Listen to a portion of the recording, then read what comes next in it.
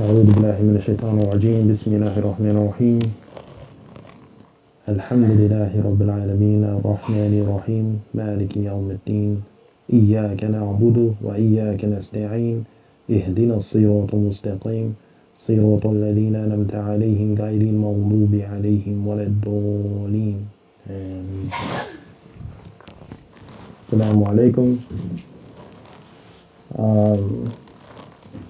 So we're going to continue the life of the Prophet, peace and blessings be upon him, and the series. And just as a recap of last week, we went over the journey and the hijrah to Medina from Mecca, and that strenuous journey that the Prophet went on, which was a longer trip than usual to avoid certain routes and be incognito in his efforts to escape, bounty hunters and people who will cause harm to the Prophet during his journey, and people who the Quraysh wanted to hire to cause harm to the Prophet. Peace and blessings be upon him. He was able to avoid that and ended or began his new venture in Kuba territory, which is right outside of Mecca, or right on the outskirts of Medina, and is there where he established and they start to build the Masjid Kuba, the first masjid of the Prophet, peace and blessings be upon him. One second.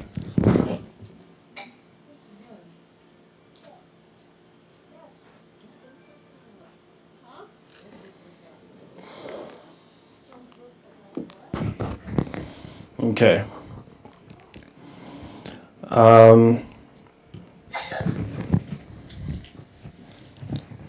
What else did we talk about last week?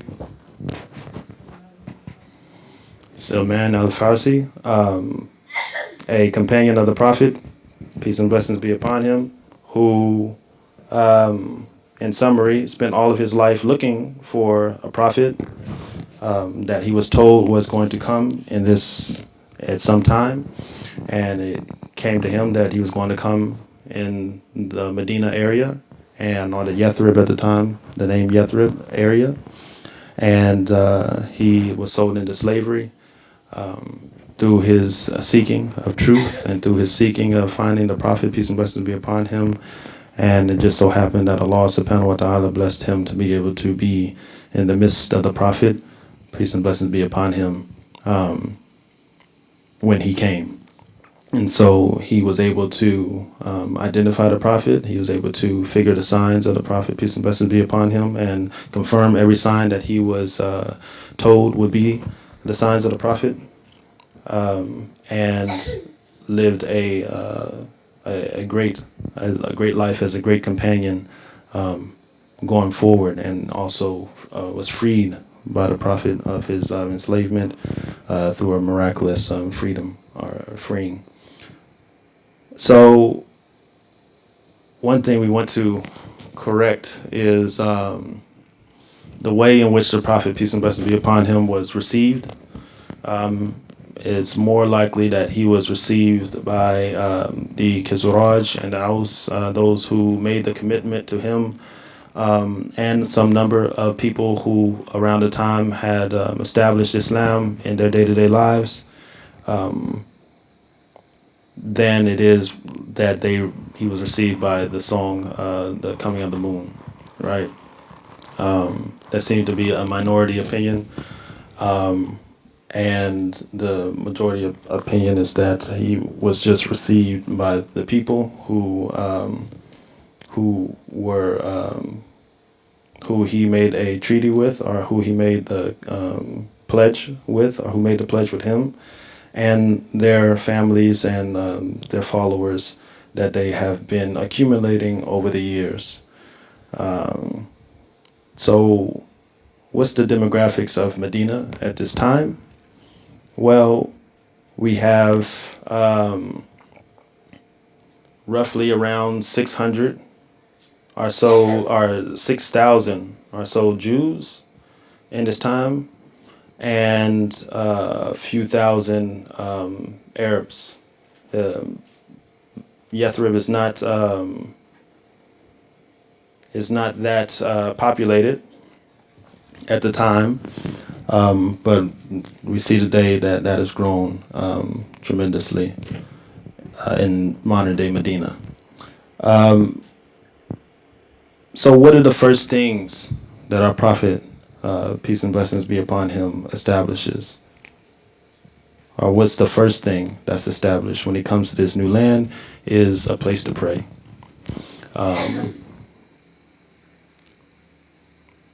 Now, the people of Yathrib, those that made the pledge with the prophet and had been practicing for years, a year plus before the prophet's arrival, have been praying. And they had a place to pray, but it wasn't a masjid. It wasn't something that was built from the ground up to worship Allah subhanahu wa ta'ala. It was somewhere to pray for them, and they also established Jummah prayer there. And so it's interesting enough that the first Jummah prayers were done by companions and not by the Prophet, peace and blessings be upon him, because he was still in Mecca and he's not able to perform the Jummah prayer. He had to kind of protect himself from harm and from being open with the religion at the time.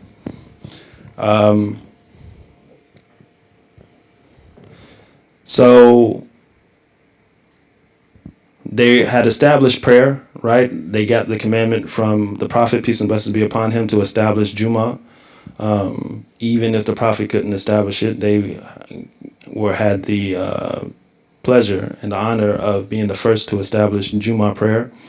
And the prophet, peace and blessings be upon him, establishes Masjid Quba there immediately as he arrives. And so around 2 to 3 days, they wait, right? He arrives and his camel is let loose. His camel is let loose to find a place where this masjid will be established. Find a place where they will start to build, and the camel sits in a particular place, and then they start, and the prophet asks, "Whose land is this?" And the land happened to belong to some orphans who had been bequeathed that land from their father who had passed, and it wasn't anything on the land. It was maybe 4 or so date palm trees that were producing dates, but the land, they were not old enough as well to start producing on the land and using it to its fullest potential. And so the prophet inquired about the land, wanted to ask them for the land, and they, the orphans, had chose to gift it to him. They wanted to gift it to him. They wanted to send it to him or give it to him as a gift, the land, all of their land as a gift. And the prophet denied.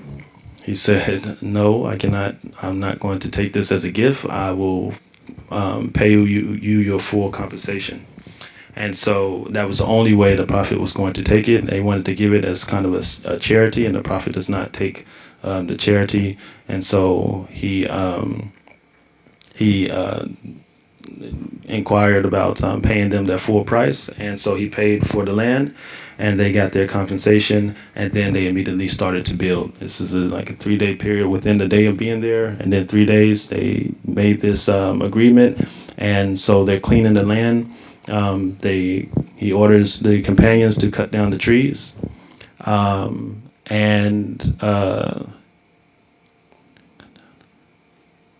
to start to lay the bricks for the foundation.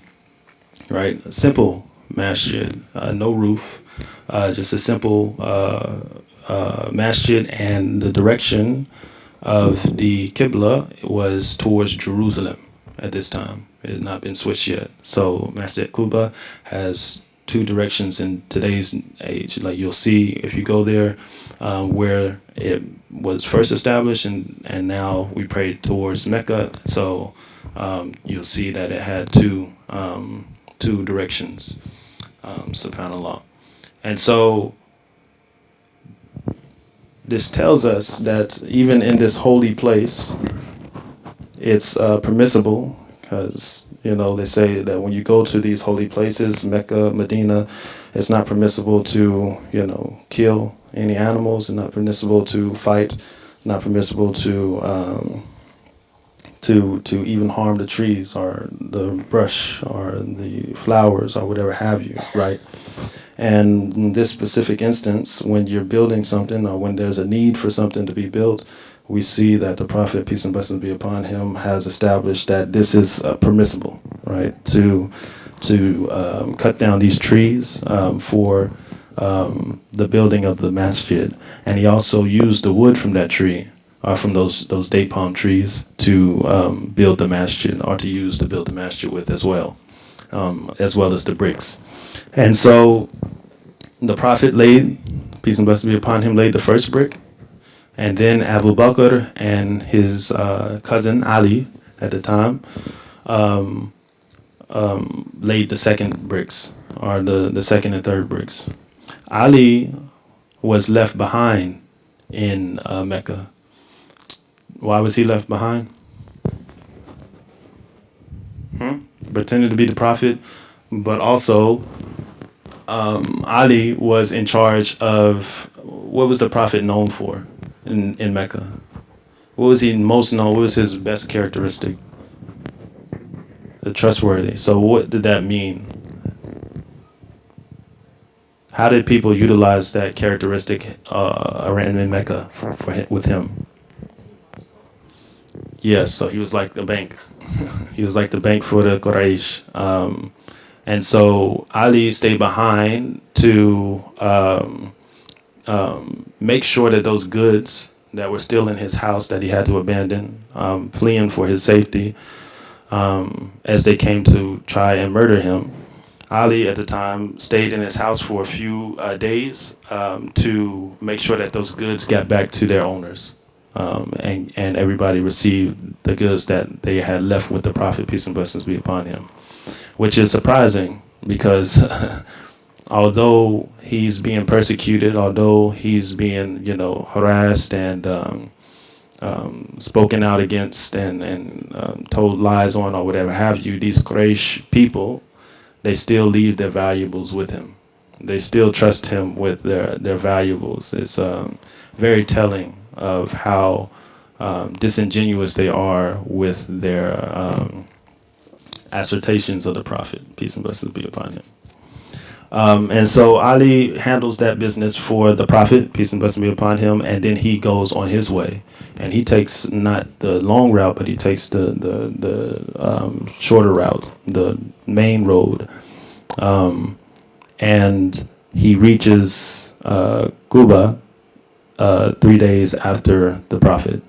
So they're probably journeying. It's a 2-week journey. They probably are journeying at the same time, and Ali is going a little further or a little faster because he came late than the Prophet, peace and blessings be upon him. But he gets there, and he's the last, or one of the last, openly spoken to migrate. This was an obligation. This migration wasn't a choice, it was an obligation. Why? Why was it an obligation? Does anybody know?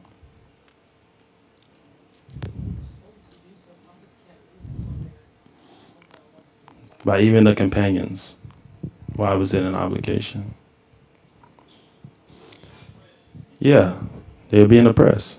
If you can't practice your religion in a land, then Allah subhanahu wa ta'ala has made the earth spacious for you to migrate, right? For you to get out of that oppression so that you can save yourself and seek asylum somewhere else, right? Not to bask in it or to stay in it, especially if it's going to cause your relationship with Allah subhanahu wa ta'ala harm, are going to lessen your relationship with Allah subhanahu wa ta'ala. So there were some that did stay, that were too afraid to come out as Muslims, and in their heart they believed, but they did not, they were too afraid to make that leap. And Allah subhanahu wa ta'ala reveals in the Quran that there are those who on the day of judgment will be asked by the angels, you know, why is it that you stayed in this area? Why didn't you? Why is it that you find yourself here in Jahannam, right, in the hell? And they say, well, we were oppressed in the land, and we found ourselves amongst the oppressors, or whatever have you. But then the excuse, or then the question will be, well, Allah subhanahu wa ta'ala made this earth spacious. Why did you not move about the earth? And if they don't have an answer, then now you're held accountable for the choices that you make, right? Some may have answers, right? Some may have, like we see in slave times. You go and you see some of these flat lands in the South, there is no escaping. There ain't no running away, all right? They'll catch you real quick if you try. But some were able to escape, subhanAllah, and a few miraculous stories. But in this case, if you're able to, and there are means for you to do so, especially if you're around the Prophet, peace and blessings be upon him, then you have an obligation to put your best interests in mind, and continue to make sure that you're able to practice your religion in the way and in the manner that you're supposed to be able to practice it, right? Freely praying and so on and so forth. So the Prophet, peace and blessings be upon him, they create Masjid Quba, and he, after the creation, or not really the finishing of creation, as it's being built, they go on and they track towards Medina, right? And in the midway, he gives his Juma, and we talked about that, or I read that yesterday. I mean, last week, the first Juma that he gives, and it's really telling that his Juma is about maybe 3 to 5 minutes long, maybe, if that. 3 is on the top end, maybe. If you're saying it in Arabic, it goes by really quickly and fast. And it was the sunnah of the Prophet, peace and blessings be upon him, to do the Jumas very quickly and then pray long, right? To spend a lot more time in prayer, especially because companions are getting used to reading the Quran, understanding the Quran, and hearing the recitation of the Quran. And, you know, they're around the Prophet, peace and blessings be upon him, all day. They're around Muslims all day, so they're continuously increasing in knowledge throughout the day, right? Juma isn't that, not like today's time, where maybe most of the Ummah comes to Juma and that's the only knowledge they get about religion throughout the week, right? Or that's maybe the only time that they're even praying throughout the week in some instances. So this is changed over time, but that is the sunnah of our Prophet, peace and blessings be upon him, is to do a short Juma and a longer prayer. So why was it so important? Or why was the Prophet, peace and blessings be upon him, so welcome when he came to this area, Yathrib, this modern day Medina? Does anybody know? Huh? Why was he welcomed? Why did they need him to come in? Why was there's no confrontation or whatever have you? What was going on in society during that time? They made a pledge, but amongst the Jews, amongst everybody.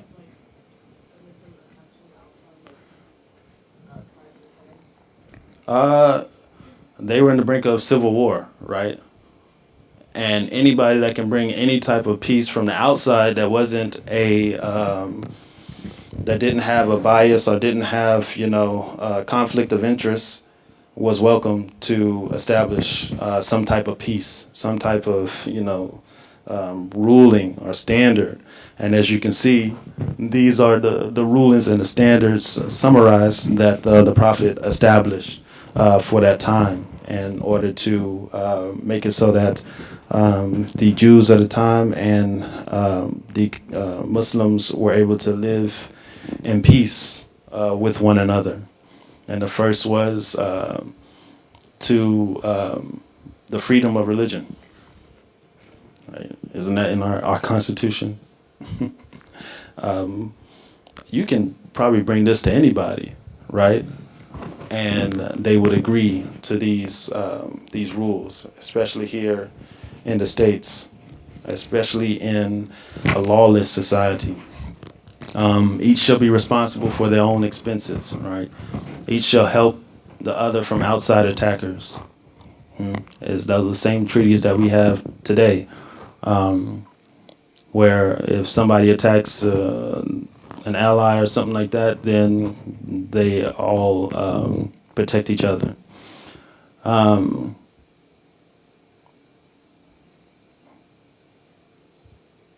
Confer matters with others in a mutual relationship based on righteousness. Neither shall commit sin nor prejudice or prejudice to the other.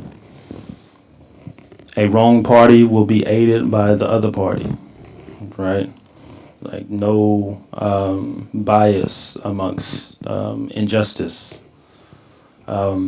Jews will pay for military defense as long as they are fighting alongside the Muslims.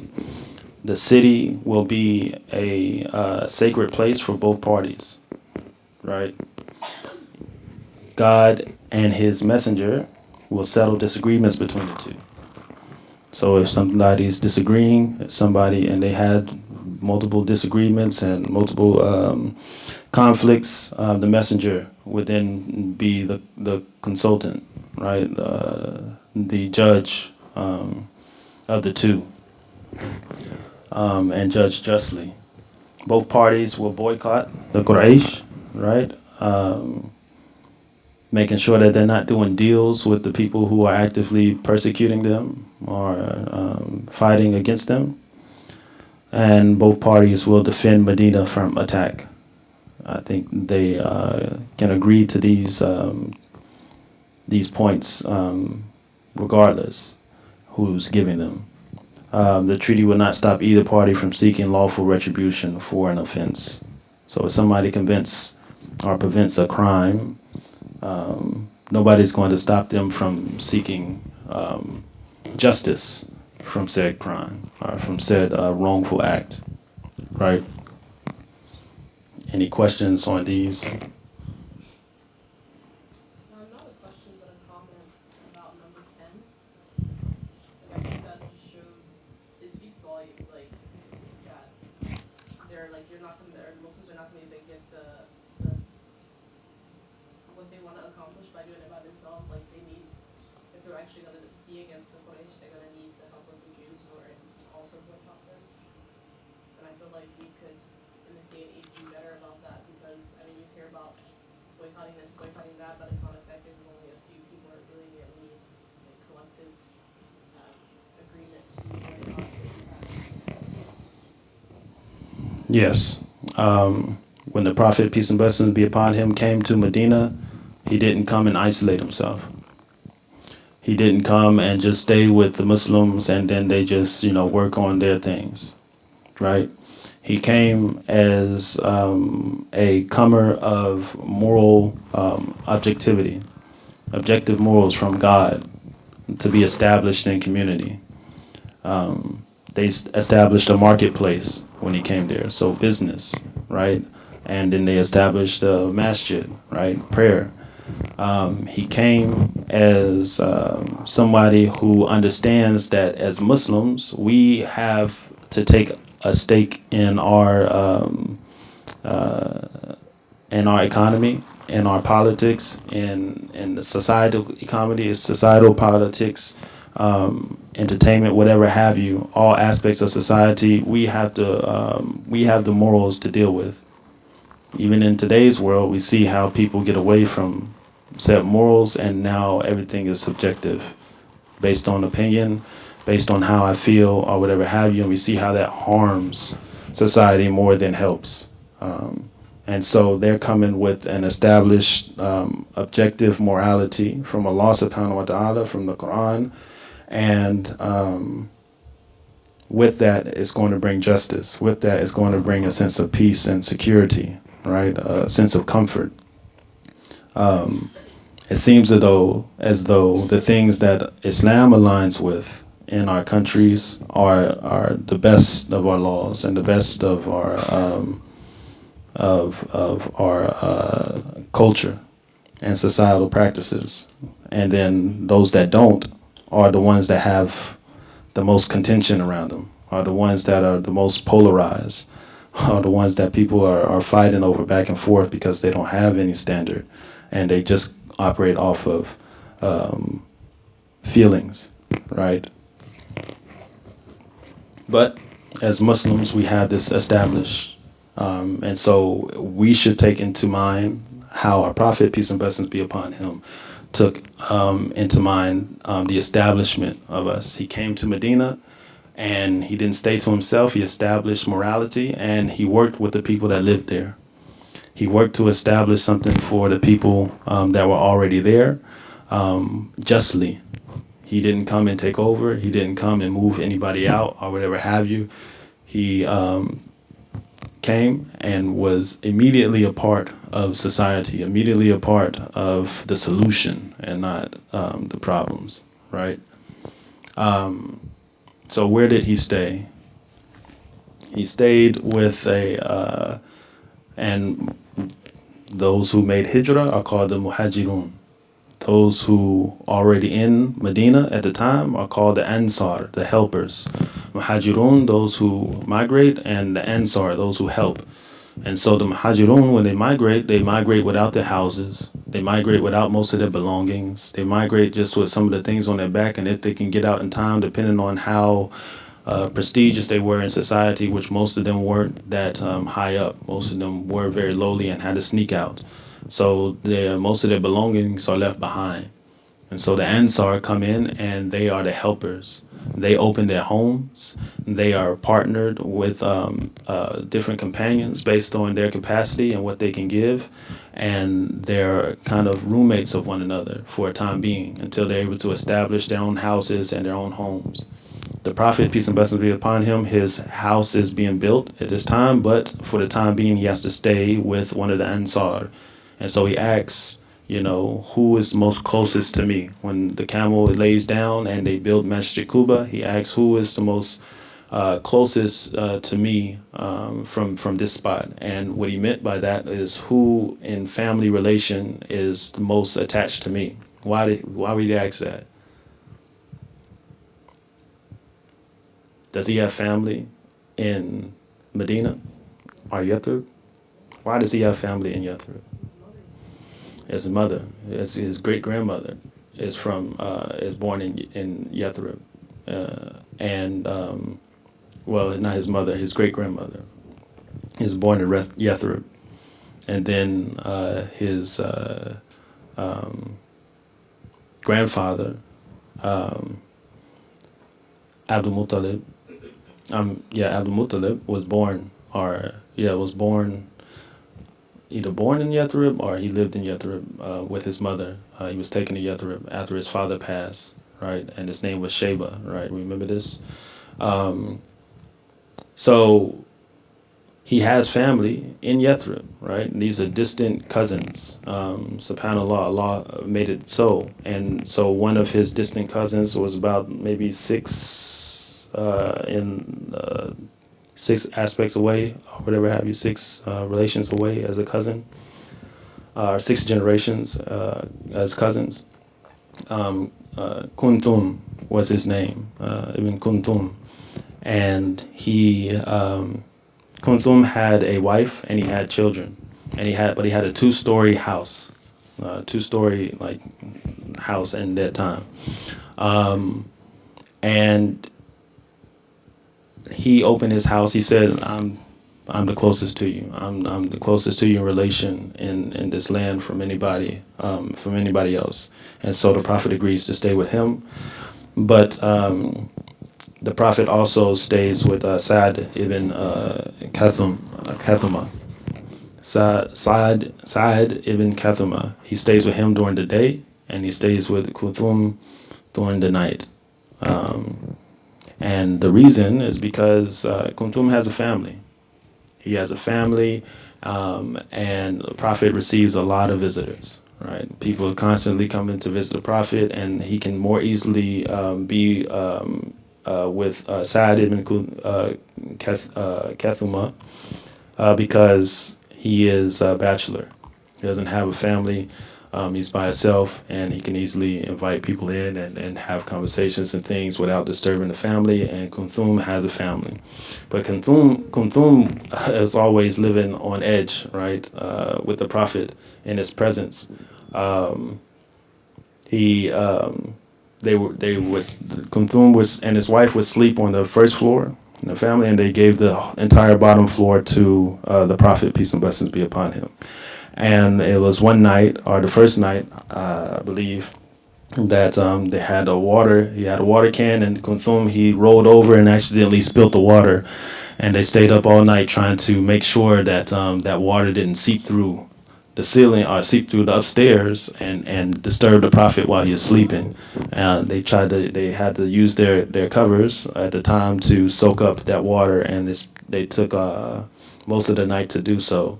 And then in another instance, he realized that he was stepping, or he was on the second floor, and the prophet was on the first floor, and that meant that he was his feet were above the prophet's head, and he felt it was disrespectful or not befitting for him to be able to walk above the prophet, peace and blessings be upon him, with his feet being above his head. And so they spent like a majority of the night over to the side in the corner so that they didn't step. When he realized it, right, it came like a eureka moment. Whoa, what are we doing? And he stepped to the side, and he said, and then first thing in the morning, he went down to the prophet, peace and blessings be upon him, and he said, Rasulullah, you have to move upstairs. Like, you have to move upstairs. We can't, like, you have to. And he said, the prophet, peace and blessings be upon him, says that this will be not easy for me, right? It's much more easier for me to be on the bottom level, right? Especially if people are coming and they're trying to see him, or he has to talk to somebody or whatever have you. It's much easier for him to be on the bottom level. But Kunthum insisted. He could not bear the the fact that he was stepping over the prophet, peace and blessings be upon him's head, and so he would not accept anything else. Like, this is one of the rare moments where you don't listen to the prophet, peace and blessings be upon him. Or it's not that he didn't listen, but his shame didn't allow him to do so. We have some of these moments in history. Another moment was when Ali, radiallahu anhu, when they did the Treaty of Hudaybiyah, and the prophet was conversing with the Quraysh, and the Quraysh, with little numbers and no power, say that they're not going to sign it because it says the prophet Muhammad, peace and blessings be upon him, on the treaty. And so they said, we want that taken out, because if we believed that you were the prophet, we wouldn't be doing all this. And Ali was enraged by this, and Ali is the one who wrote the treaty, and he was able to write and read. And so the prophet tells Ali, radiallahu anhu, to cross it out, because he's fine.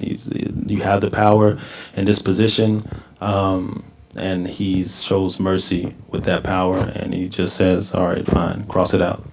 And so Ali refuses. He can't. He cannot bring himself to do that, to make that action of crossing out the prophet, peace and blessings be upon him, name as a prophet. And the prophet then advises Ali, tells Ali, all right, if you cannot do that, then just point to me where it says that in the treaty, and I will cross it out because he's not able to read. And that is one of the miracles of our prophet, peace and blessings be upon him. But Ali points it out, and he then crosses it out, and they go on, right? But that's just one of the instances where that shame is too much that they can't bear do what the prophet is asking at the time out of respect for the prophet. He's supposed to be upon him. And so that's why Sa'd ibn Kathuma was, he stayed with him during the day because, if you're on the upper level, it's harder to get people up there and they're visiting you consistently. And so that worked out for the time being. And then his house is built, right? And his house is built on the masjid that we know today to be Masjid Nabawi, right? The Prophet's Masjid in Medina. There's since been a lot of expansions and things of that nature, but his house is built there and is connected to the masjid, right? And through, and a couple others' houses are connected to the masjid. It's no longer permissible to connect your house to the masjid anymore, but during that time, the Prophet, for the Prophet, sallallahu alaihi wasallam, it was. Any questions?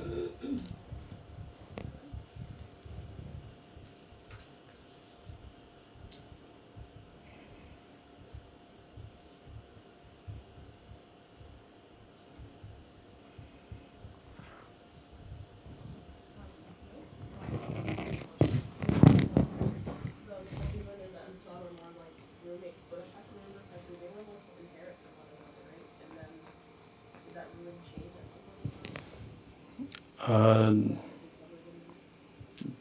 their inheritance? At first, they were that close, Yeah, it was like family. where they could Mm-hmm. inherit from them. So later on, that was changed. Abrogated by inheritance laws and things. Yes. But yes, that's how close they were. And At a critical time where yeah, they needed somebody. they didn't have any sustenance. They didn't have any thing from their possessions. And that's when you get to the Battle of Badr, right? Which will be coming on a little shortly. But that's really the Muslims fighting back for their possessions that were stolen from them, that were taken from them, and that were going to be sent up to Syria to be sold and get money for, and then brought back without their consent or whatever have you. So it is real. It says a lot about the Ansar and how they helped the Muhajirin establish themselves in society, right? Because they couldn't do it without them. And the Ansar are now lifted at an pedestal for having helped, and the Muhajirin are lifted on a pedestal for having made that sacrifice, right? Of making hijrah and coming to a new place where they weren't established, where they didn't have any footing. And so you always need the help of your brothers and your sisters that are already established. And this is the best success story for that, right? In which we get the best knowledge of how we should act in our situations. And when people are seeking asylum to come to our places and such, we should really take a note from how the Ansar helped the Muhajirin, and how Allah subhanahu wa ta'ala elevates them for having done so within the Quran. Any other questions, comments?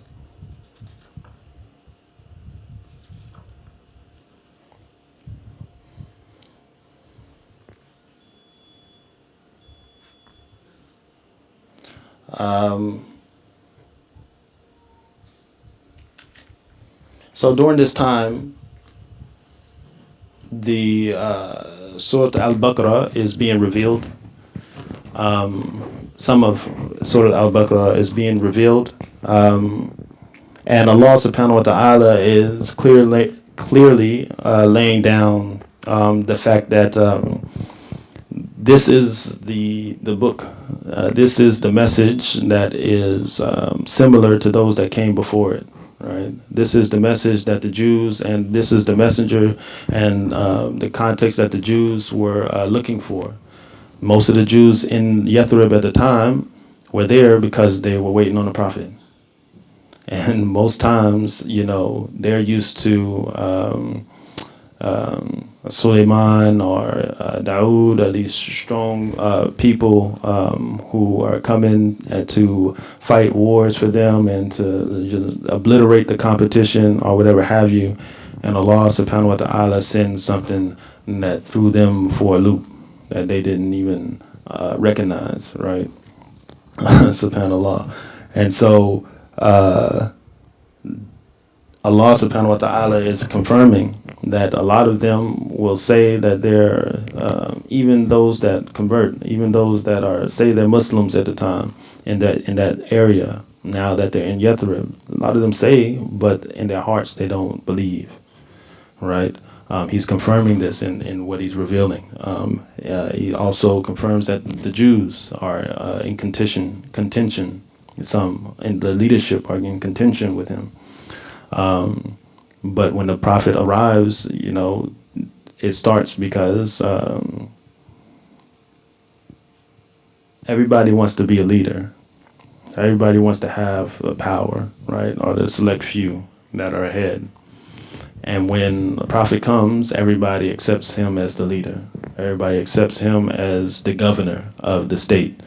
And that makes a few jealous, a few of the higher Jewish officials jealous. Even a Jewish rabbi who knew the signs of the prophet, who knew what was the prophet going to be like when he came or whatever have you, that had some type of knowledge, some type of studying done. When he meets the prophet, peace and blessings be upon him, he converts instantly to Al-Islam. And he goes back to his people and says, this is the prophet or whatever have you. And they shun him off and shun him away, right? This is the environment, right? Nobody wants to be so outspoken that they create more contention that already is on the brink of a civil war, right? But also people keep in their hearts their disingenuous intent and their bias, and that Allah subhanahu wa ta'ala exposes that in his revelations, both for the Jews at the time and those who claim they were Muslim at the time, because we always have spies of sorts. And Allah subhanahu wa ta'ala exposes that continuously in some of the early Surah Al-Baqarah verses. Okay, so we'll stop here, and next week we'll dive into more specifically those Jews who are the heads of their clans, the contentions that they had with the Prophet, peace and blessings be upon him. We're ending the 13th year of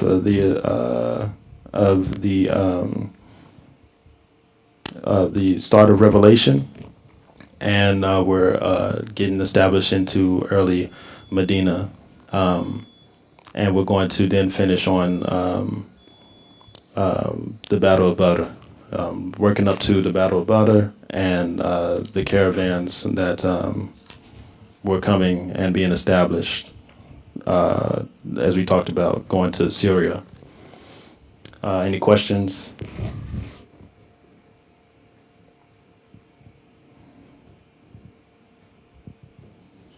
Okay, let's close out with prayer.